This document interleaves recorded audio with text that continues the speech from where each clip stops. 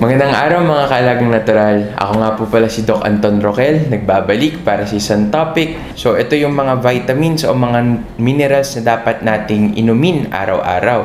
Ang una is yung vitamin C at madalas itong makukuha sa mga dilaw at saka maaasim na prutas. So nakita din po na nakakatulong ito sa mga merong iron deficiency para mas maganda yung pag-absorb ng iron sa ating digestive system, no? Ang vitamin C din ay kasama sa pampaputi. So ito yung sinasabay sa glutathione at mas maganda at mas glowing ang ating skin. So ang next naman natin ay ang vitamin B. So ano nga ba ang mga vitamin B o ano yung mga kapamilya nito kasi sobrang dami nitong uri, no? Yung vitamin B1, 2, 3, 5, 6, 7, 9 at saka 12. So ang mga vitamin B complex ay nakakatulong sa pagpoproduce at paggamit ng enerhiya sa ating katawan.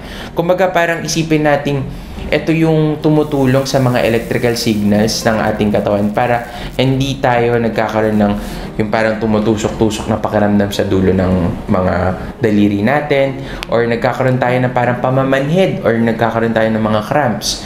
Ang vitamin B din ay nakakatulong sa ating immune system. Sinusuportahan niya ang ating nervous system, immune system at marami pang systems ng buong katawan.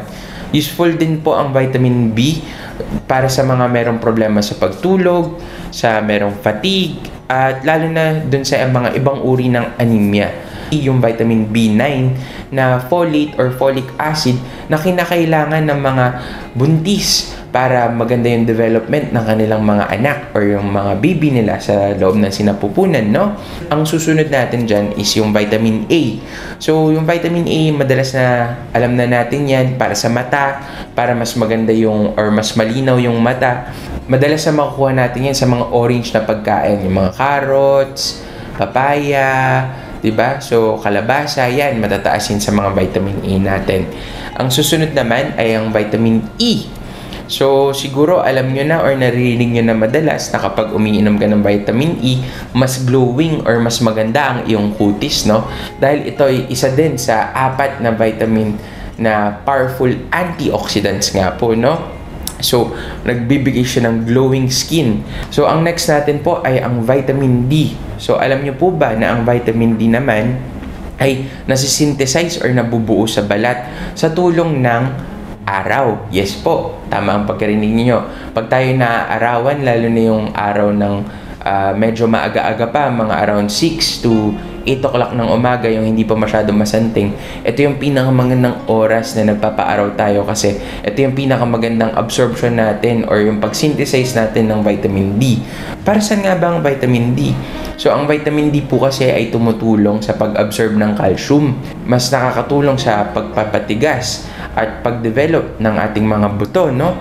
At meron din itong mga supplement forms. Ang susunod nating pag-uusapan ay ang vitamin K. Ito ay isang vitamin na kailangan ng ating katawan para ang ating dugo ay mas madaling bumuo.